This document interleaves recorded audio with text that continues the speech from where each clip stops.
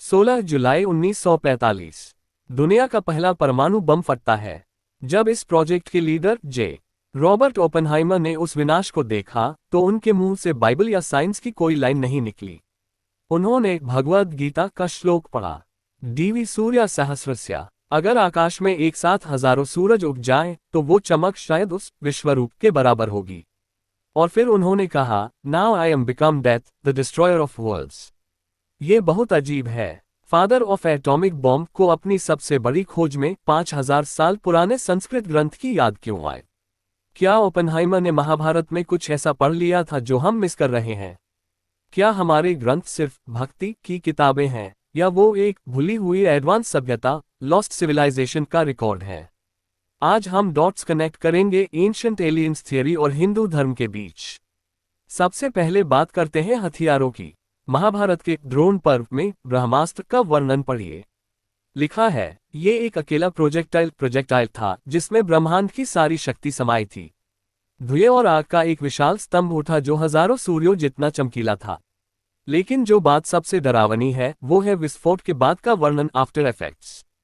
हवा जहरीली हो गई, लोगों के बाल और नाखून झड़ने लगे, hair and nails fell out. खाना जहरीला हो गया और जो बचे उन्हें अपनी जान बचाने के लिए अपने हथियार और कपड़े पानी में धोने पड़े। दोस्तों, ये तीर कमान का असर नहीं है, ये रेडिएशन पॉइजनिंग के सटीक लक्षण हैं जो हमने हिरोशिमा और नागासाकी में देखे। और सबूत सिर्फ किताबों में नहीं, जमीन पर भी है। सिंधु घाटी की खुदाई में मोहनजोदड़ो में ऐसे कंकाल मिले हैं जो एक पल में मर गए थे और उनमें रेडिएशन का लेवल नॉर्मल से 50 गुना ज्यादा था, उतना ही जितना किसी न्यूक्लियस साइट पर होता है। हथियार तो ठीक हैं, लेकिन मेडिकल साइंस का क्या? महाभारत में एक और कहानी है जो आज की बायोटेक्नोलॉजी जैसी लगती है, कौरवों का जन्म। गांधारी ने 2 साल तक गर्भ धारण किया लेकिन बच्चा नहीं हुआ। अंत में मांस का एक लोथड़ा लम ऑफ फ्लैश बाहर आया। तब महर्षि व्यास ने क्या किया? उन्होंने उस मांस के 100 टुकड़े किए और उन्हें 100 विशेष बर्तनों जाज में रखा जो घी और जड़ी बूटियों से भरे थे। उन्हें एक निश्चित तापमान इंक्यूबेटर पर रखा गया और कुछ समय बाद उनसे 100 बच्चे पैदा हुए। आज हम इसे क्या कहते हैं? इसे हम टेस्ट ट्यूब बेबीज, IVF या क्लोनिंग कहते हैं। सोचिए, एक ऋषि को ये कैसे पता था कि फीटस को शरीर के बाहर कैसे विकसित रोग करना है? क्या गणेश जी का सिर जोड़ना दुनिया का पहला ऑर्गन ट्रांसप्लांट था? प्राचीन एस्ट्रोनॉट थ्योरी कहती है कि ये चमत्कार नहीं बल्कि एडवांस जेनेटिक इंजीनियरिंग थी जो शायद किसी एलियन प्रजाति ने हमें सिखाई थी। अब बात करते हैं फिजिक्स के सबसे जटिल विषय की, टाइम ट्रैवल। आइंस्टीन ने 20वीं सदी में बताया कि समय, टाइम हर जगह एक जैसा नहीं चलता। अगर आप स्पेस में तेजी से जाएं तो समय धीमा हो जाता है। इससे टाइम डायलेशन कहते हैं। लेकिन पुराणों में ये कहानी हजारों साल पहले लिखी गई थी। कहानी है राजा काकुदमी की। वे अपनी बेटी रेवती के लिए वर खोजने ब्रह्मलोक, स्पेस, डिफरेंट डायमेंशन गए। वहां ब्रह्मा जी गंधर्वों का संगीत सुन रहे थे तो राजा को कुछ मिनट इंतजार करना पड़ा।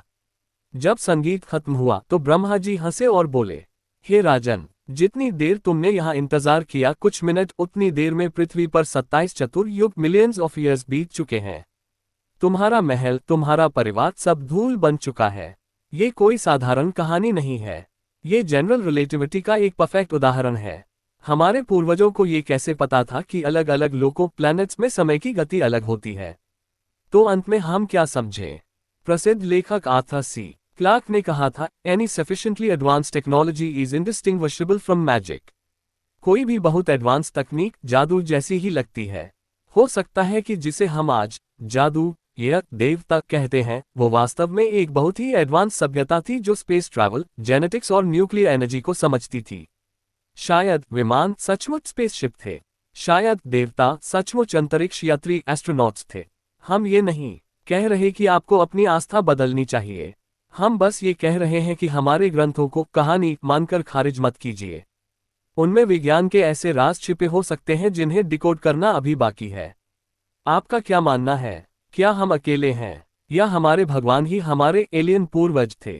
कमेंट्स में अपनी राय जरूर लिखें।